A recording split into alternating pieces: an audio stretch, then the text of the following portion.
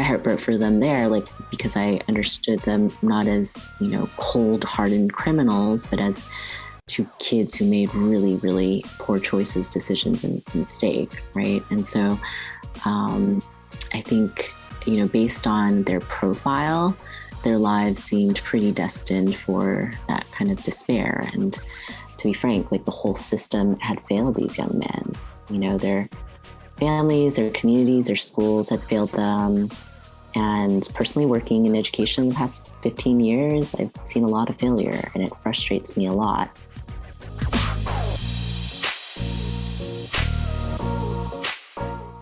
Welcome to the Feast Over Famine podcast.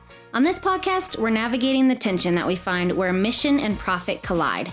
We're talking to CEOs, founders, executive directors, impact investors, and all of what we've identified as the global ecosystem of the social enterprise, business for transformation, business as mission landscape. We're talking to them about the obstacles they face, the strategic challenges they've been through, how they're funded, how they were started, and everything that's happened in between. We are trying to share their story in a way that's impactful to help us all to grow the social enterprise space for the better. Enjoy this week's episode with your host, Ryan Mahaffey.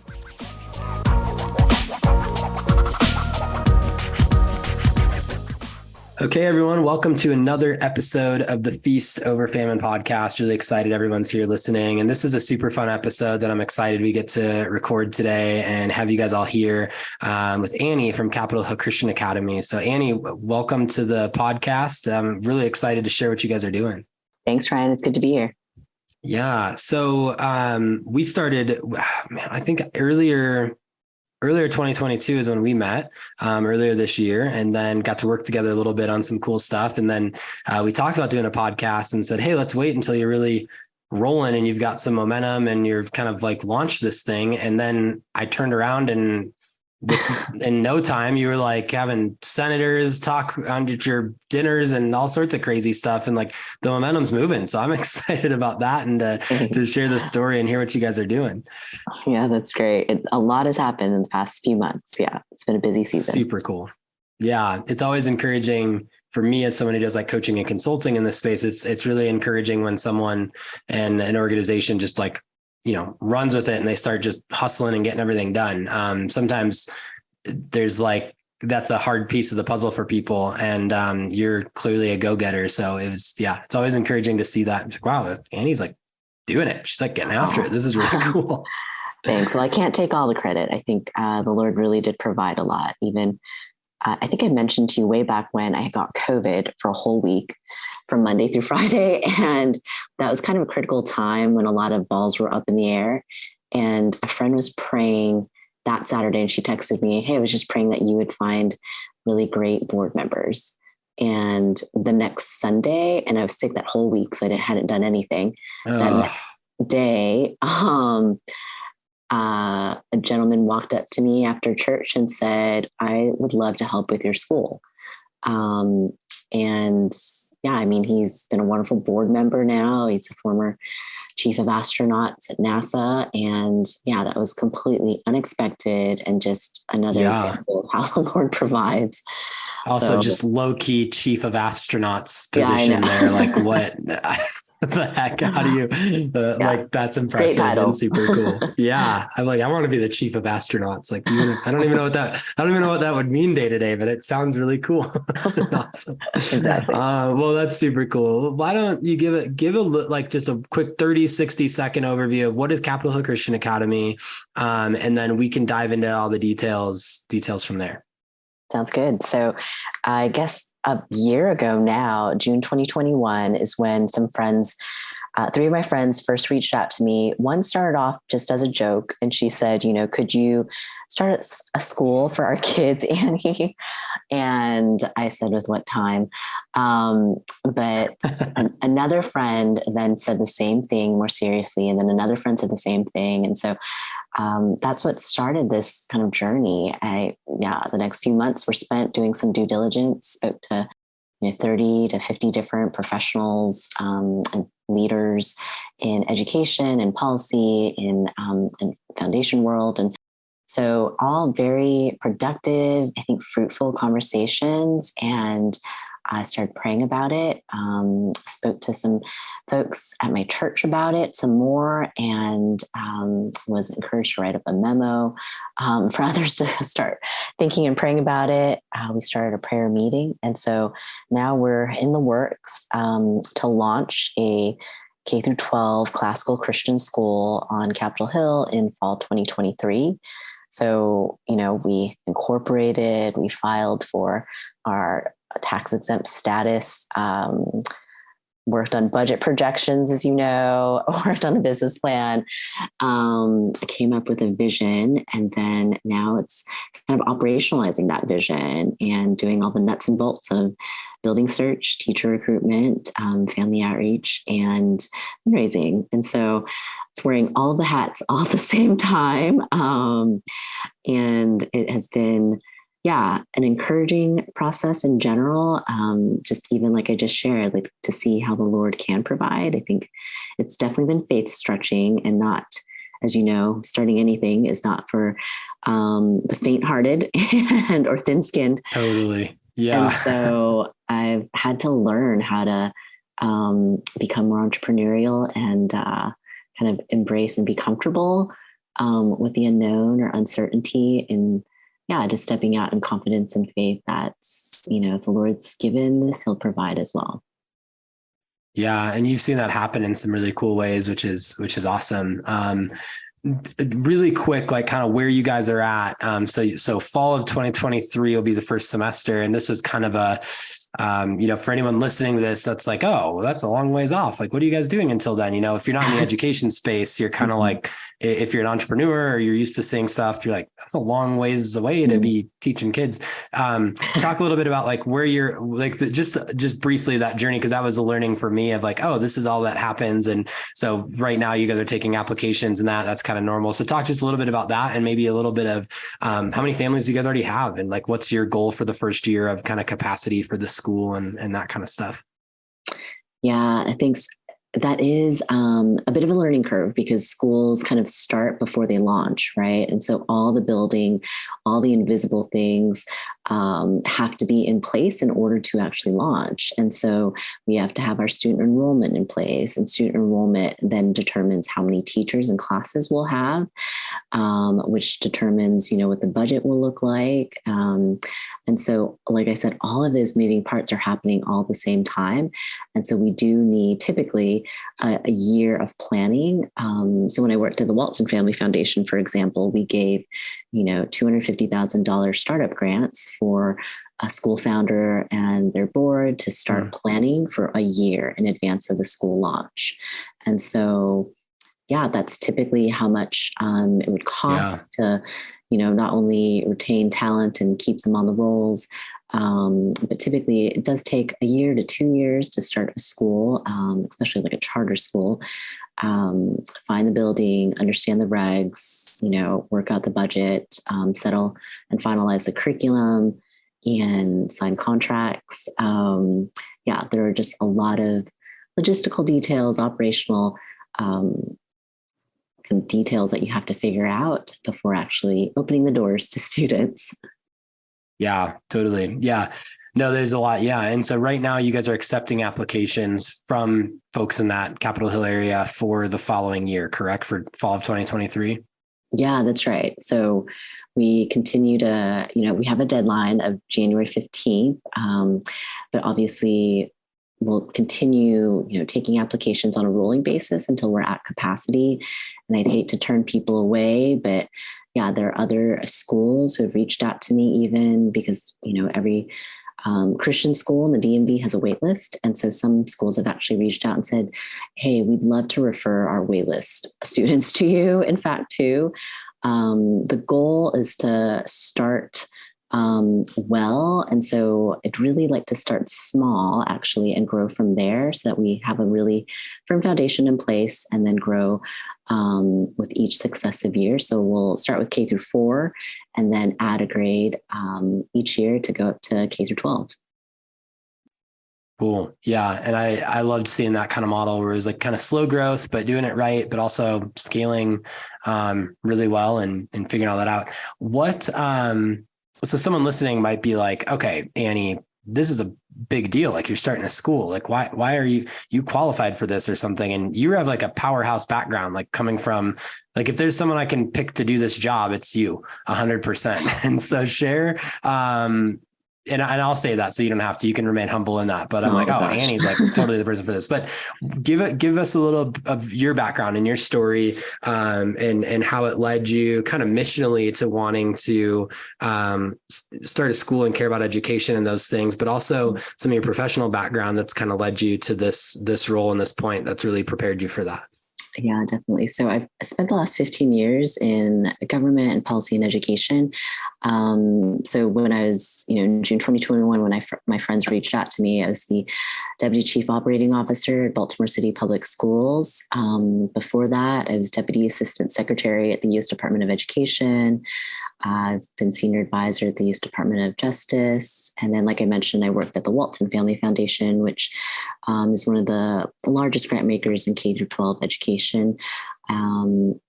So small organizations that no one's probably ever heard of, basically. Yeah. Very mom and pop places. Yeah. And I love, just to comment on it really quick, like I've always, every time you bring it up, I love the connection of like the Department of Justice and then Department of Education kind of mixed together, because I think it's really cool to look at how education can, serve those that need it and those pieces of the puzzle. And I think you coming from both those worlds is really unique and helpful in that. Yeah, thanks. It was the grant making division at the U.S. Department of Justice. The really interesting thing about my background is I've worked in policy and grant making. And so, for example, even at Walton, right, I've probably reviewed hundreds of business plans for charter school startup applications. And so, and I've visited many, many, many schools. And so there's a sense in which I can kind of spot strengths and gaps with schools on paper, but also schools once you walk in the building. And so I do have a really particular point of view when it comes to what makes for a good school. And so the vision, that I've been working on for this school has been informed by, like I said, those past 15 years of walking school buildings, meeting different school leaders and reading different business plans to start up charter schools. And so, yeah, it's been really sweet to actually see kind of the culmination of how, that background has come into play now, but also to see that God never wastes anything, including our backgrounds and experiences. And so, but to your point about the missional aspect of what brought me to this work, I mean, I grew up in Southern California. My dad was a serial entrepreneur. My mom was in finance. And my brother works at JPL now, but he was at a tech startup before. And so I'm kind of the outlier of the family. Like when I started working at Walton, my brother joked, like, are you going to be a greeter at Walmart now? And I said, no, I'm not. You're like, no, I'm starting a school on Capitol Hill, so take that. Yeah.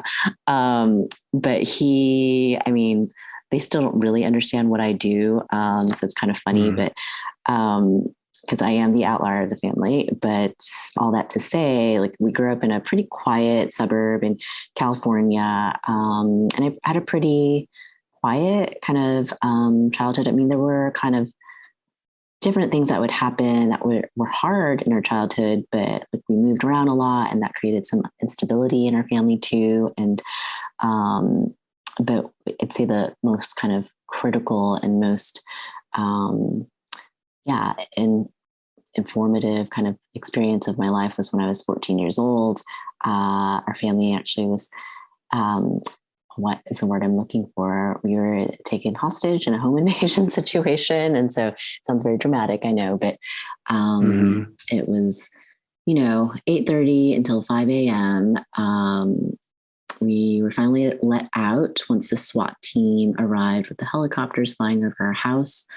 I won't get into all the details of the situation, but it was the first time, I guess, growing up in a quiet suburb in California, that I had actually realized been confronted with the brevity of life and kind of the urgency of having to figure out what's, sounds a little cliche probably, but what life is about, what it means, what I'm here for.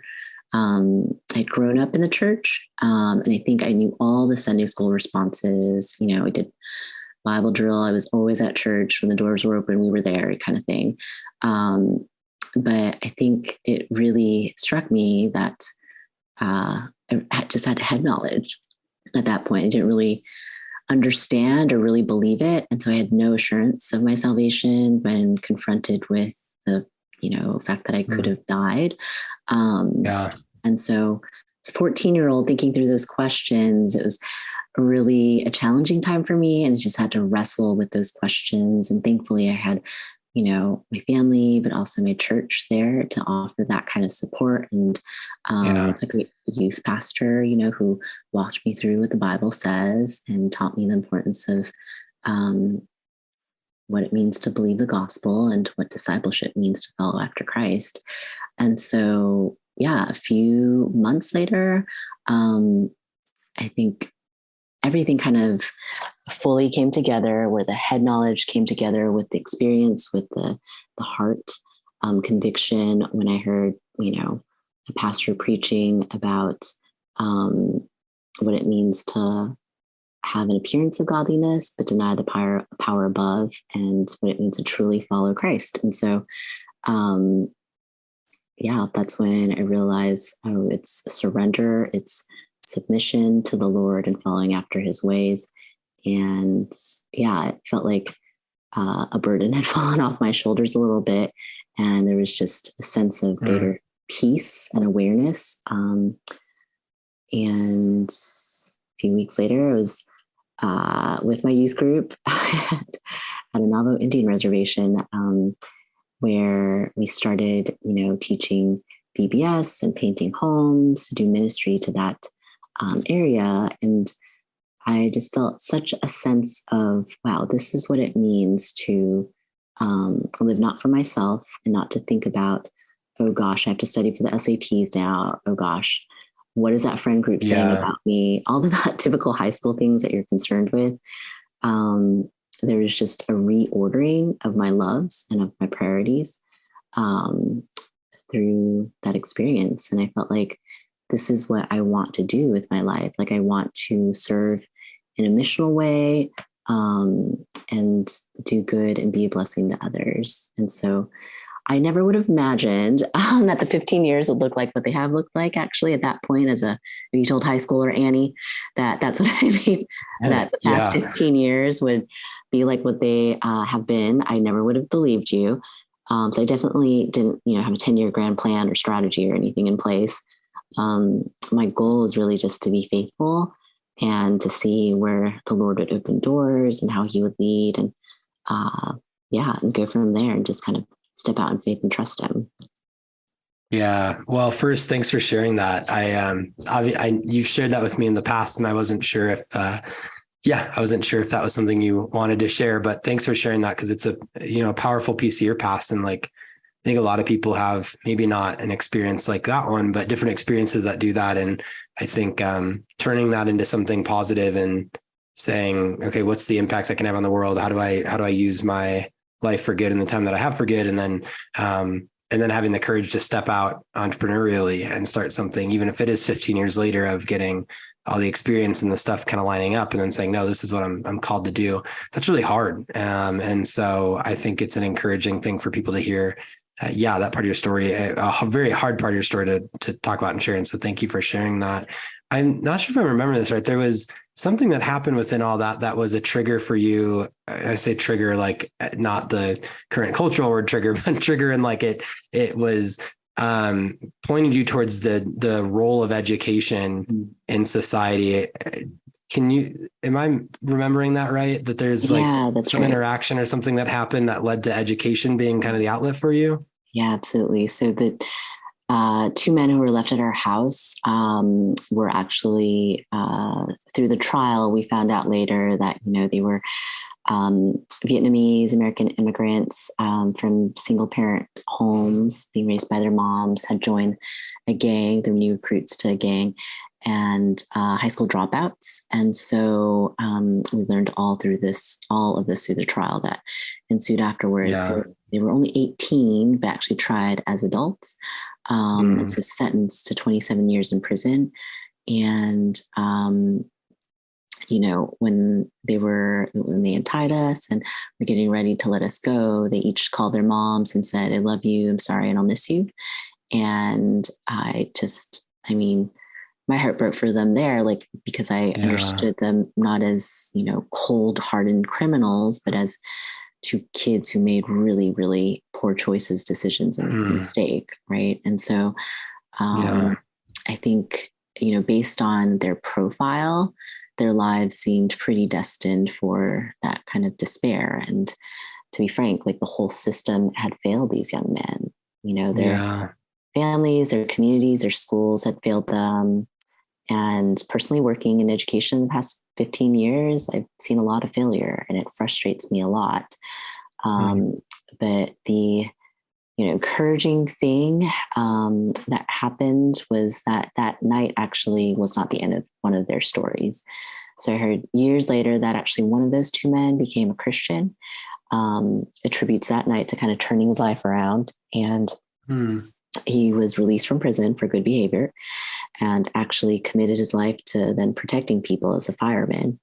So now he's actually trying to save people's lives. And yeah, I think this story really does remind me that, we know this from scripture, but also from experience now, that nothing's ever impossible, too hard for God. And his arm is not too short to reach even the hardest of hearts or situations. And so I think that gives me great hope too, knowing that nothing is impossible for the Lord. And even when a situation seems quite despairing and bleak, and maybe a little destined for brokenness, but the Lord can bring beauty out of ashes. Yeah.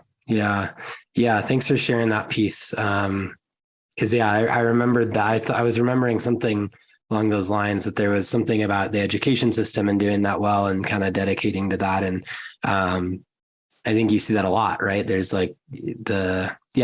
just kids and young adults left behind in it. And there's the battle of, there's a lot in that of I think forcing the education system might not be, and you can speak to this way more than I can, but for some people it's not the best fit, right? We tell kids they have to go to college, and sometimes it's man, that's not the right fit right away. There maybe a gap year is good or things. And so there's just simple things like that. And then you start to see the repercussions of that, and you want to do something positive with it. And it's a very complex thing that, like I said, you have so much background on, but the role of education and the role of the education system being able to actually change culture and support society and help people that need help is really important. And we shouldn't forget that and the potential role of it.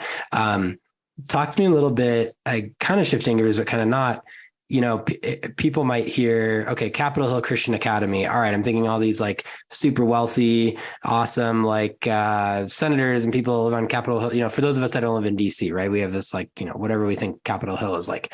And so let's just say we think that. And then a Christian Academy, it's a private school. Maybe people are paying a tuition, all this stuff. So it's connecting the dot then of that to helping those in need in certain ways. What's kind of the balance for you between those two things, and how I know you have a heart for taking part of the reason you guys are a nonprofit instead of for-profit is so that you can use profits from the tuitions to do scholarships. And you want to be kind of, I don't know if it's charter school is the right way to say it, but you want to be able to have people from around DC. So talk to me a little bit about the impact outside of just the education model and doing that well in an area that needs it. What's the impact piece that you guys are hoping to integrate into that, and how are you doing it?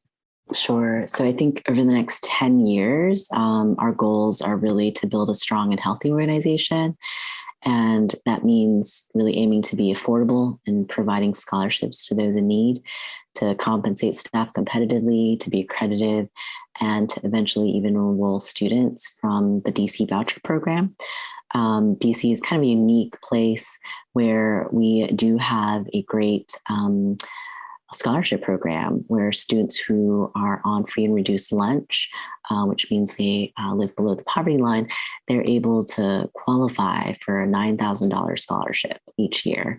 And so, it's a great program that enables students who otherwise would not have been able to afford going to a private school to be able to go to a private school. And so while, we're going to be a private school so that we can be kind of true to our mission of being a Christian classical school, and be unapologetically, Christian, we do want to have not only a covenantal community that believes in our statement of faith, believes what we believe the Bible says, but also we want to be able to be missional in reaching out to students who otherwise would not have been able to afford or have access to attending this school. And so, it's been really encouraging to actually talk to parents about that too, because they do see diversity and also being able to be missional as a good thing for their kids. Their kids to learn that it's not just about them, but that they can see their school as a means of getting to know some of their neighbors as well, and getting to be a part of a community, a larger community that is beyond their own sort of maybe natural affinity group of community. Yeah. Well, and I think it's a cool shift because you're not jeopardizing quality of education in the school and stuff for that. And you're not going the other way and saying, no, we're going to have a really powerhouse school. And, all that matters is that it's amazing and profits and people are paying highest dollar to come here, and it's weeding out of there. Like, you're really trying to find the middle ground there to challenge people to think about that differently. And I have enough faith in human nature that people are like, oh, that middle ground is really where we want to be. Like, I think that's out there. And my hope is that you guys are packed to the brim with students to where you need to open up 10 of these schools, so that, because it is the right blend of those things. Because you could go the route of being just a for-profit, super high tuition, best Christian academy in the DC area and make a ton of money. And it's just like elitist and all that stuff. But that doesn't seem right, And so kind of connecting the dot of those things is really cool.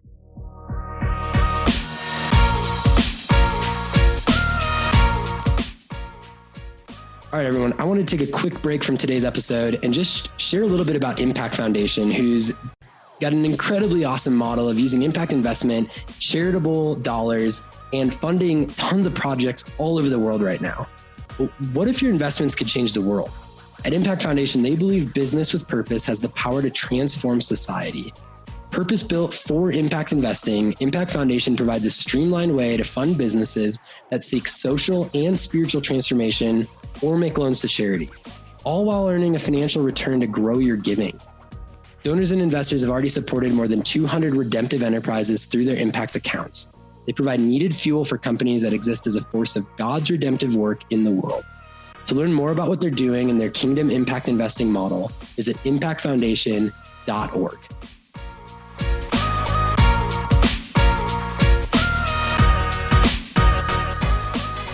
And a little bit of a transition, a little bit not. Classical education is the other piece that's really important to you. And so as we talk about, okay, we're going to have this impact, we're going to do this, we're also going to have a really premier, high quality academy and education model. Classical education is something that's really important to you and is kind of a foundational pillar of the school overall. Assume that, I'm dumb to this stuff and don't know what I'm talking about. And so you can I'm assuming our listeners are better than me on that, but assume you're talking to me as I'm totally dumb. Explain a little bit of like, what does classical education mean? Why is it different? Why have you kind of put a stake in the ground that that's where you guys are going to go? And why does that matter? Yeah. So you said something earlier about how education isn't kind of one size fits all, and that different pathways might be something to really be thoughtful and considerate about for everyone. And so that's exactly right.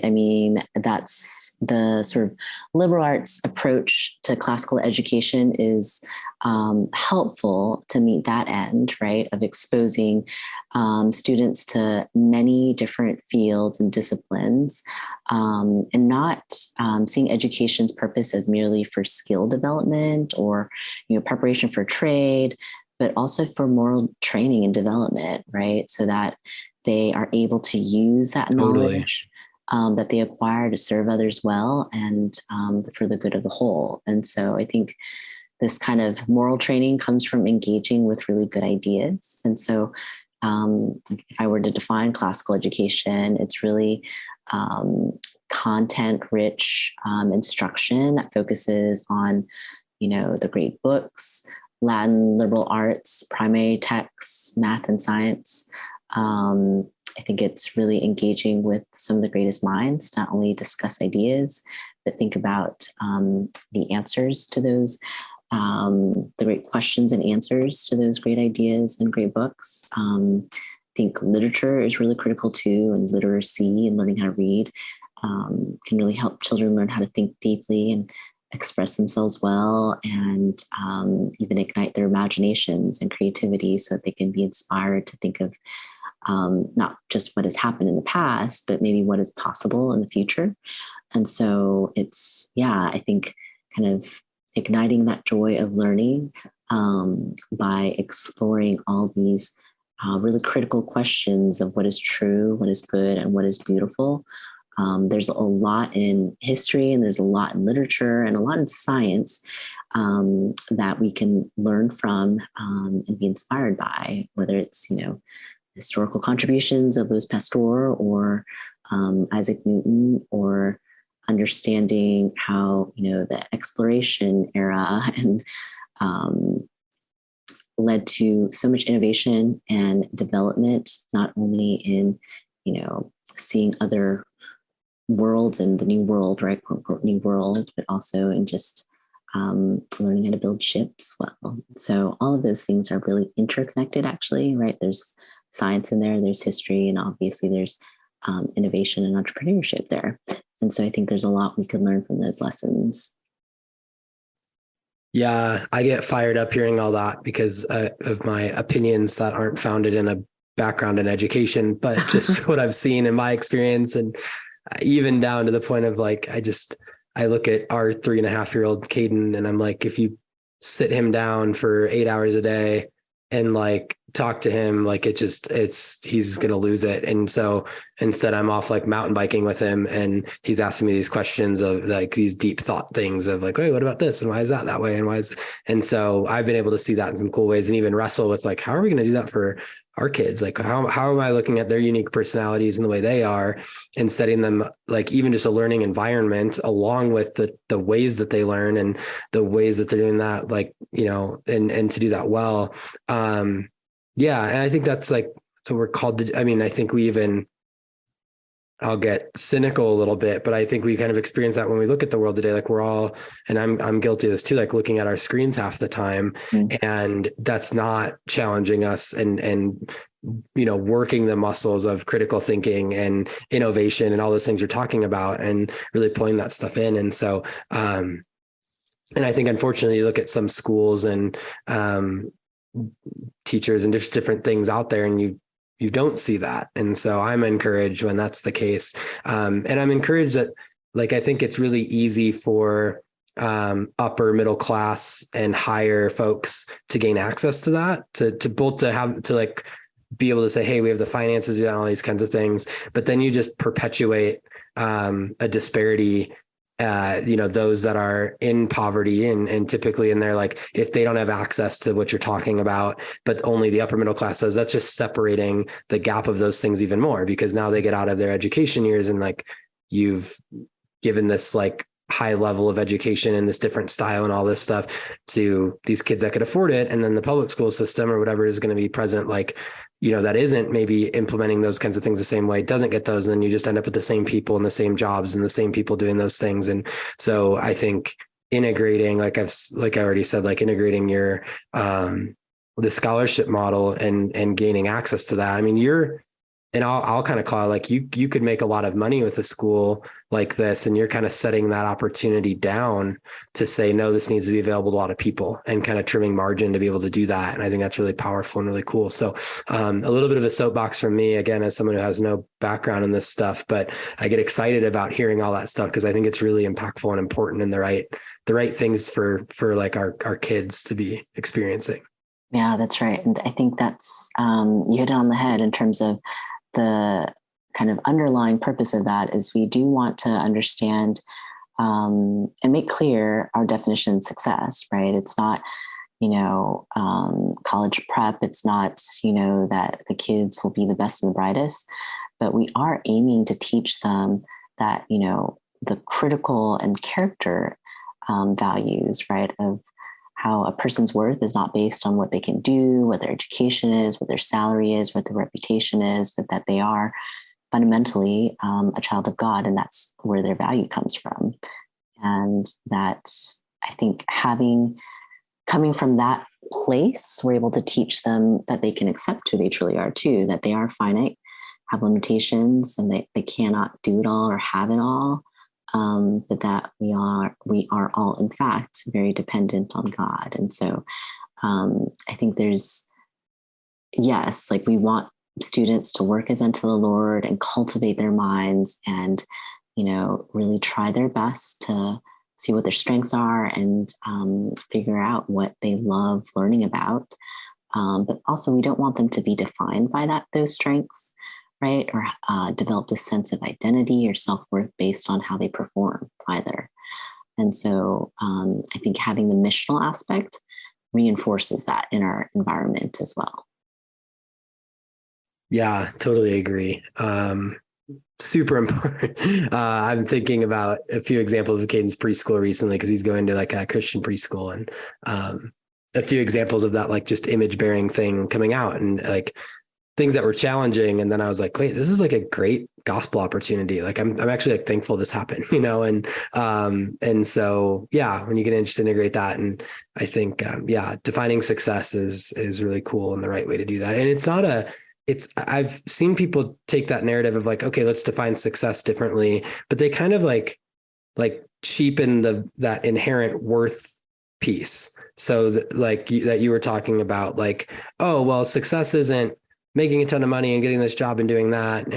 But it kind of like falls off, it's kind of like vagabondish after that. There's not really a piece of that. And I think saying like transitioning, that's like, no, we're all created in the image of God. We're all created with unique skill sets, unique ability. Like that brings that inherent worth out, and then challenges and helps people to like empowers them to figure out how to use those things. Yeah, that's right. And there's just something different. I'm not putting my thumb on it like perfectly, but there's something slightly different about that. There's something different about that narrative versus kind of that narrative of, okay, well, let's just like let's just get rid of the 1%. They're the worst. They're terrible. They don't pay taxes. Like, okay, well then, and what? Okay. So if we get rid of that and that's like, fine, we canceled everybody that was terrible and not like us. Like, now what do we do? I think this model and what you're saying, that narrative really then empowers, the difference there. So it's just really cool. And I'm excited about that. Talk to me. It's kind of the last. Oh, were you going to say something on that? Yeah. I mean, just to add to that, it's less based on performance, right? And based on who you are. Like, it's nothing that we've done. It's not based on what we've done, but based on who we've been created by, that we're image bearers of the Lord's, right? And so I think that's where fundamentally, once we see that actually we're all created in God's image, that does shift things in terms of how we treat others then, where it's not based on what they look like, it's not based on how they dress, it's not based on who their parents are, but based on you are another image bearer, just like me. And I mean, of course, we want to pursue excellence. And I love reading about the Protestant Reformation because so much happened during that era because people were, inspired to know who God is. And guess what? We have the word that's now been translated, and through, the Gutenberg Press, like being spread more broadly. And so people Yeah. are now having to learn how to read God's word, right? And so literacy spikes, and people are now thinking of who God is and trying to figure out what it looks like then to follow him in their day-to-day life. And there's this great example I heard years ago of, I guess, the watchmakers in Geneva. This guild really wanted to follow the Lord and kind of leave their trade and become theologians. But they were encouraged to stay in their trade and make every watch as though God himself were going to wear it. And so the speaker postulated, perhaps that's why you look at all the best watches in the world, they all still come from Geneva. And I wonder if that's the legacy of that motivation, right? Of the heart behind it was, oh, wow, like this once secular field can now be redeemed because my heart's desire is to honor the Lord through that work. And so that is the goal of our vision for education too, right? It works from the inside out. So it's not just behavior modification, read this, do that, answer all these math questions, drill and kill kind of thing, right? But it's more so like cultivating that curiosity, the love of learning, and the joy of service. And then wanting to encourage them and commend when we see good character traits coming through, right? That they're working well with others, that they're working hard, that they're expressing humility, that they are also contributing to the atmosphere to make it safe, and trusting and loving. We have to model that through our interactions as teachers and leaders, but also want to, commend that amongst the students too. Yeah, totally. As you were talking, I was thinking, and I like to get in trouble on the podcast. Like I try not to steer away from things that are going to ruffle feathers. But I don't expect the same of you. So we can edit this part out if you don't feel comfortable. But I guess I'm just curious, like with as passionate and convicted as you are towards that, I mean, you've spent time in the public education system, right? That might not value those same things, or maybe it's like they do, but like, even when you said drill and kill, I mean, that was all those things you just listed, that was my experience of education. And I know that still is present sometimes. So what's just kind of been, how have you managed that tension? And I guess I ask that partially, there's a lot of folks who probably have similar convictions to their field, and they're faithfully kind of staying, they haven't gone out and started their own thing yet, but they're kind of sitting in it, and they might be against some of the convictions or it's not right. So just particularly in your most recent roles, like what was your tension of having those convictions, but also maybe being in it, not able to fully change it? And just kind of curious about that. Yeah, I've had so many different experiences in each of those different roles, but I am sort of like the, Mr. Smith goes to Washington, who comes here, and, we all have these big, grand desires and goals and dreams. And it is, a place where the status quo is the status quo. It's the default. And so it's hard to accept that, for as much hard work as you're putting in, as much time as you're putting in, as much heartfelt desire, and even if the constellation all aligns and you have the right team and the right set of circumstances, the right leadership in place, you have all the political will, you have all the social capital, it really sometimes does feel like you're getting making impact on the margins within a larger system. I think the really amazing thing about the government is that you do get kind of unmatched scale, right? Like even Walton at the time, we were the second largest, foundation after Gates, and yet our budget was quite small compared to what the Department of Education's budget was. But working in a private foundation, you are more nimble, and there's flexibility there. And so you can see decisions made that day be implemented and affected, in a week or two.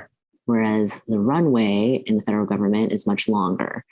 And so the old adage that it's like getting a battleship to pivot. It takes a very long time. So for those who are more, disruptive, or who like to see, what is it that Bill Gates calls himself? Like he's an impatient optimist. And so I think, federal government service is probably not the best place for impatient optimists. But if you can play the long game and be patient and see that, okay, working on the margins, there's some good work that is being done. And there's some potential to do other work too, in the future, maybe, then I think it's a great fit.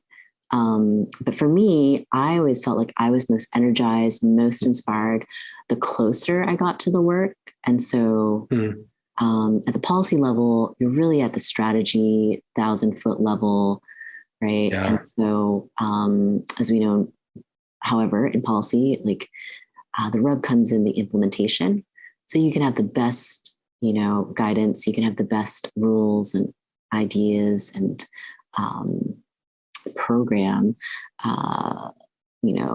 guidelines. But if they're not implemented with fidelity and implemented well, it may still not work. And so I always enjoyed seeing those things implemented and making sure that they were implemented well. And I think especially in education, it's so person to person. I enjoy just seeing the impact at the student level, at the classroom level, and hearing stories of whole futures being changed because of one teacher or one school or one principal. That's what inspires me a lot.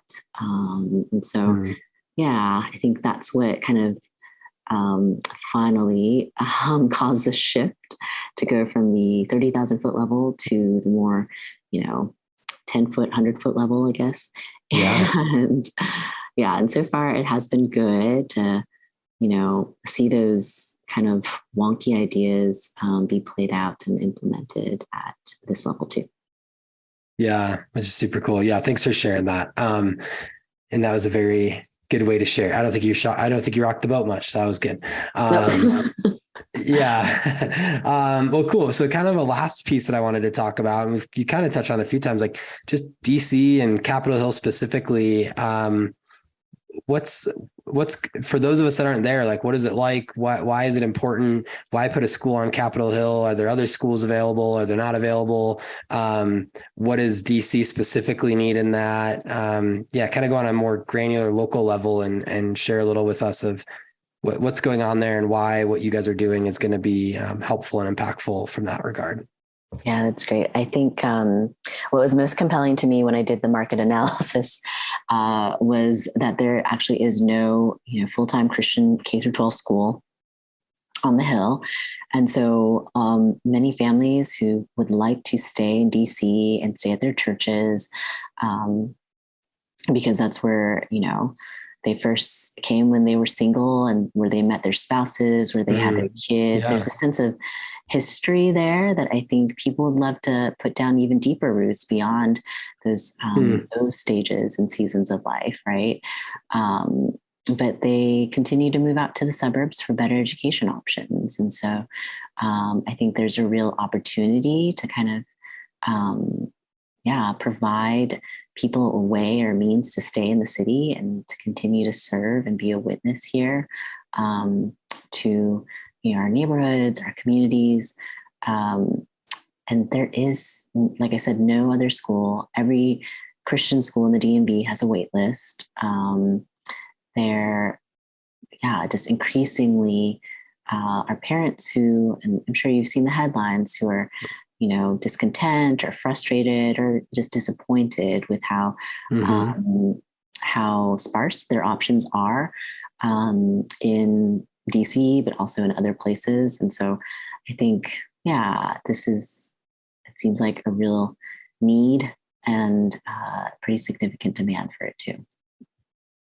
Yeah, totally. Cool. Yeah, no, thanks for sharing that. I was Yeah, I was also intrigued when you had shared that stat that there's like no other school there. And yeah, and if you think about then you start to have everyone moving to the suburbs, and particularly if there are people that are Christians and do care about impact and do care about change and do care about their churches, like you want them to stay in the city and impact the city and serve people in the city and be neighbors with the people that they can serve and support. Like we want that. And so if education is a reason that they're moving to the suburbs, and solving that gap actually could create a bigger movement of change within a city, because you're taking the folks that want to have an impact and you're giving them the resources they need to stay and do that, which is really cool. And I think really powerful.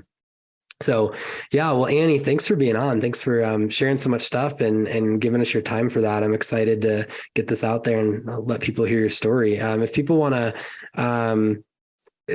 find out more about you guys or chat more or hear more or anything like that, what's the best way for them to learn more or get in touch with you? Yeah, absolutely. So you can go on our website, capitolhillclassical.org, and that's capital with a O, not an A. And you can also follow us on Instagram or on social media now. CHCA_DC is our handle on Instagram. And you can even reach out to me directly. You can fill out an inquiry form on our website, and that's sent to my inbox. And so I'll follow up with you via that inquiry form as well. Awesome. Yeah, we can link to your website and kind of the show notes and stuff. So yeah, so thanks for being on, Annie. And we're excited to keep watching the progress and watch you guys crush it. And I can't wait till fall of 23 when I get to see pictures of the school like open and rocking and rolling and having fun. Thanks, Ryan. It's good to chat with you.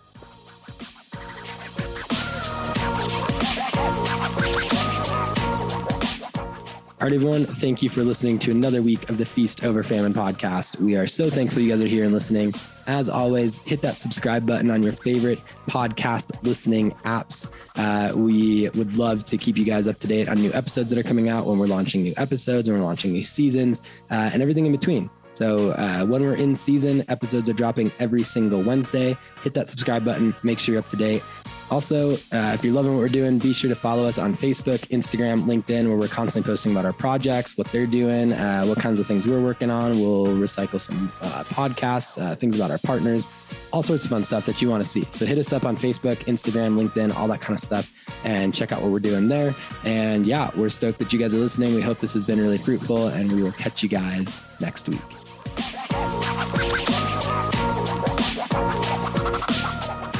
And lastly, as you guys all know, we always talk about all sorts of things with impact investing, investment opportunities, entity structure modeling, how projects are getting capital.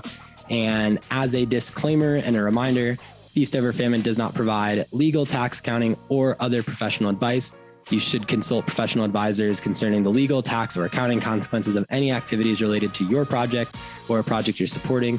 Feast Over Famine doesn't consult, advise, or assist with the offer or sale of securities in any capital raising transaction. We don't do that for the direct or indirect promotion or maintenance of a market for any securities. And Feast Over Famine does not engage in any activities for which an investment advisor's registration or license is required under the U.S. Investment Advisors Act of 1940 or under any other applicable federal or state law, or for which a broker's or dealer's registration or license is required under the U.S. Securities Exchange Act of 1934 or under any other applicable federal or state law. So there's your investment disclaimer. Hopefully that's helpful if you need it. And if you ever have any questions on that side of things, don't hesitate to reach out to us. Take care.